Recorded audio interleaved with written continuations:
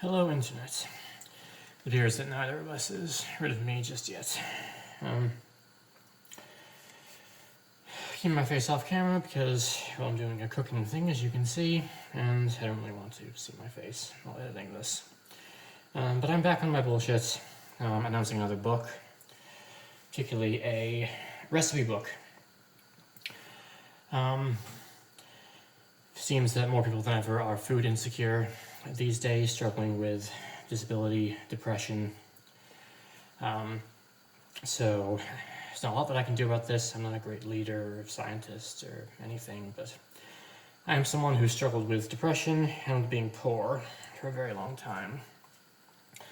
So I'm working on compiling my collection of struggle meals and depression recipes into a recipe book, tentatively called Depression Meals for Depressed People. And I'm working on adapting all those recipes, adding in different dietary options. Everything in the book will be vegan, because I'm vegan, and also be providing, options and substitutions for other dietary requirements. And I'm optimizing the methods to be as easy and cheap, and requires little preparation and cookware and washing up as possible. I noticed that's something that a lot of cooking instructional things neglect is, even like depression and struggle meal focused things, is even if the meal is easy to cook, if you then have a ton of washing up to do, that can be really daunting. So I've done a lot of optimization for being able to reuse one pan as efficiently as possible. I don't have a release date in mind for the book yet, but until it comes out, I want to try and come on once a week and do just a quick sort of pared down tutorial of a recipe that will be explained more in full in the book. Today, this is one of my go-to one of my favorites. It is Smokey beans. It's a sort of kind of a chili, but the emphasis really on smoke as a flavor profile. Sorry, I've just realized I forgot an ingredient to prepare. So first thing we do is I've just been heating up a block of vegetable oil on medium heat, and we're now going to fry some onions and some peppers. I'm using frozen onions. There's absolutely nothing wrong with using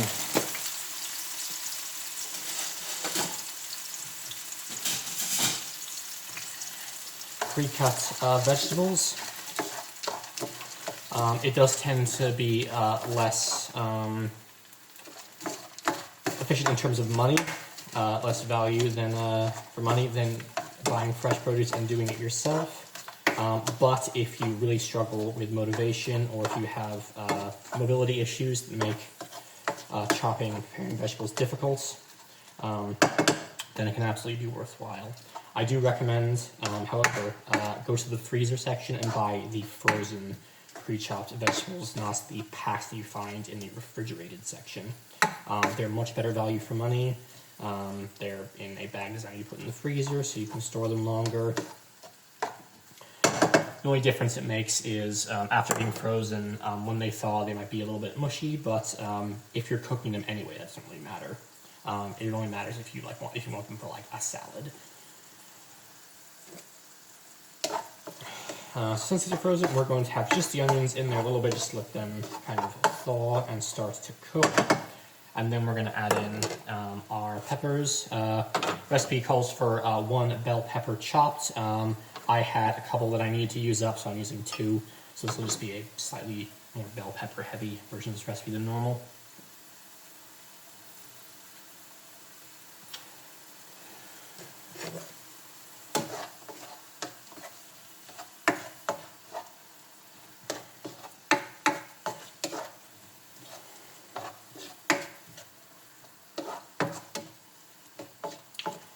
Think of that. Starting to feel soft. It still needs to cook, but I think it's thawed now, so I'm going to put in my bell peppers.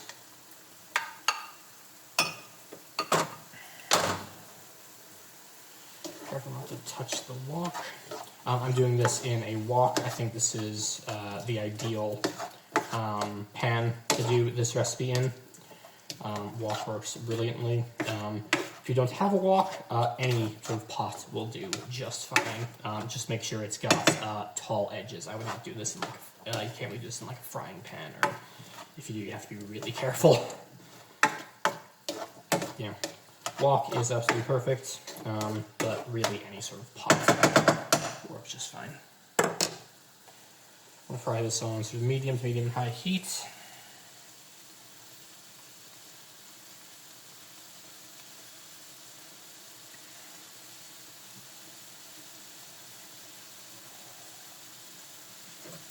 And I'm probably going to ADR this anyway, but as long as it's cooking, I'll talk a bit more about the project.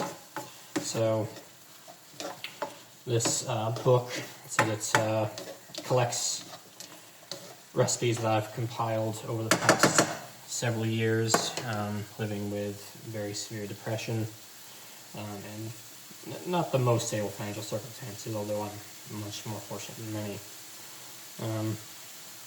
Collection of recipes that are designed to use cheap ingredients, be really affordable on a really shoestring budget, to be really quick and easy to make for people who struggle with really low energy and motivation.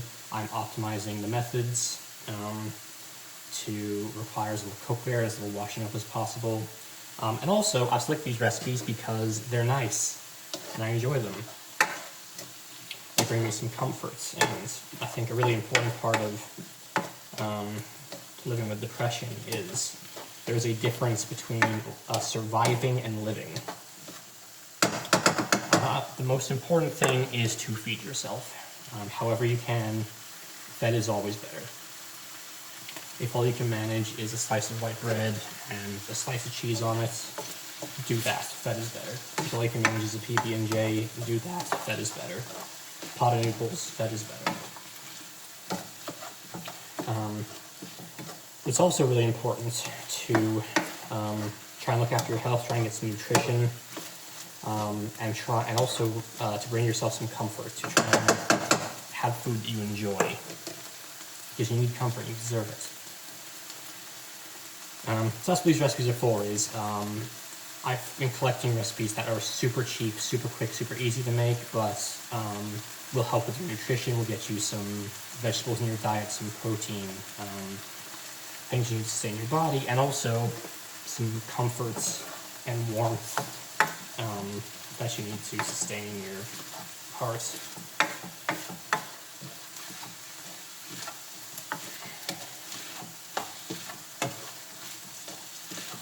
And yeah, it's draws from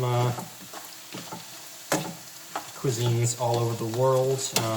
Very, very simple recipes, of course, but I've got Scandinavian food. I've been on very much kick with Finnish cuisine recently. Chinese food. This is really a Tex-Mex recipe. It's very much inspired by Mexican food, but this isn't a traditional Mexican dish. Eastern European fare, mains, desserts, salads. I said all manner of dietary requirements. I try and provide substitutions as much as possible, and also I want to try and teach why certain ingredients are used, so you can make your own substitutions intelligently as you need. I want to explain why I'm doing certain things. It's very much going to be a proper instructional book, not just a trust me and follow the step-by-step instructions book. I want to explain things and teach you how to take care of yourself. I'm not the best person to be teaching you that, but I'm going to try. And of course, like all my other writing, I will be donating the first $100 of any and all proceeds that I make off of this to charity. These are starting to soften. I like to get a bit of a char on these if possible, but I think the extra water in there is going to stop that. And they will continue cooking as we add now other ingredients, so I think I'm going to move on.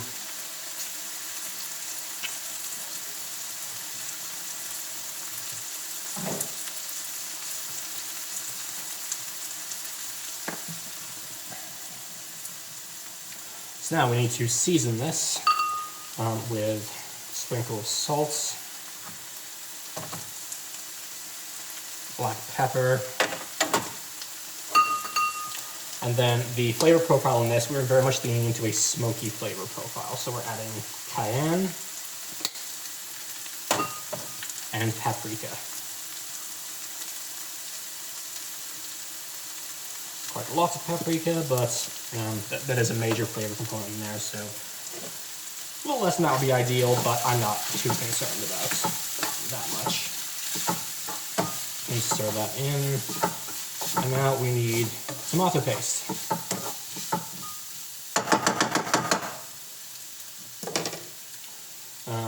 We want about a quarter tube of this, and we're like, probably around 1 to 2 tablespoons. I like my sauce thick, so I'm going to err on the higher end of that. If your brain needs more accurate instructions, more accurate measurements, those will be included in the book and in the description below. But for the purposes of filming this quickly and for myself, I don't mind eyeballing things. But if that bothers you, you do not have to. I will try and provide you with the tools to be more precise if you need that.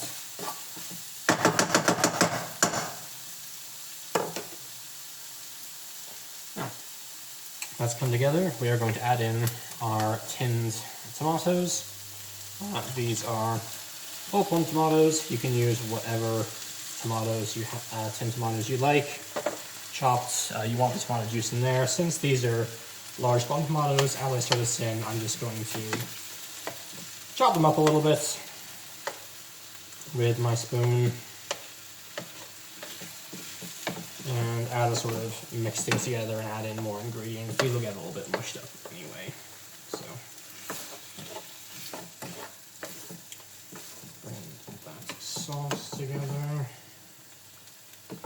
If I wanted this smoother and those plum tomatoes were the only, I could use chopped tomatoes. Or if these were all the ones that I had, but the texture bothered me, I could also go in with like an immersion blender or just a handheld masher just to mash these up a little bit, but I'm pretty happy with that. So now we want to bring that to a little bit of a simmer.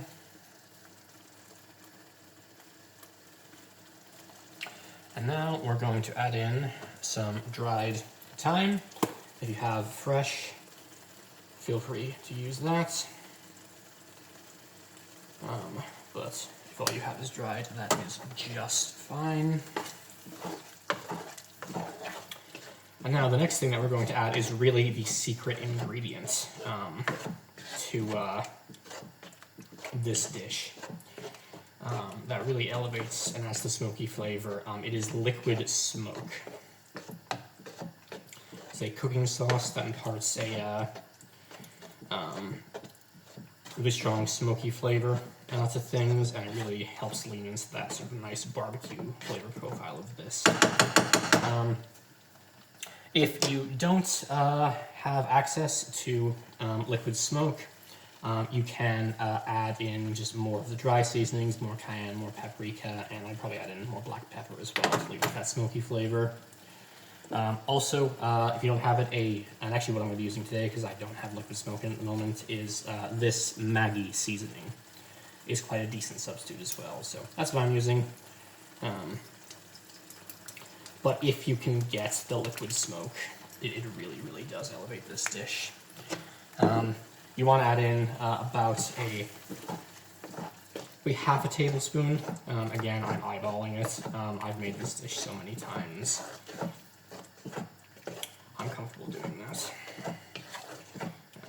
I would ordinarily measure at least some of these ingredients a little bit more carefully, but I'm also trying to do this quickly for the purposes of keeping the reels manageable. Okay. And now we're going to add in our beans. The beans of the smoky dish beans is basically you use 2 different kinds of tinned beans. And what beans to use? whatever you like, whatever is cheap. Personally, I am a big fan of butter beans or lima beans in the U.S. They get a really bad rap, but I think they're delicious. I think they go fantastically in this dish, and for something kind of meatier to complement them, because they're quite buttery, I love kidney beans. So that would be my recommendation: is a tin of butter beans and a tin of kidney beans, white or red, doesn't matter. But use whatever you like and have access to.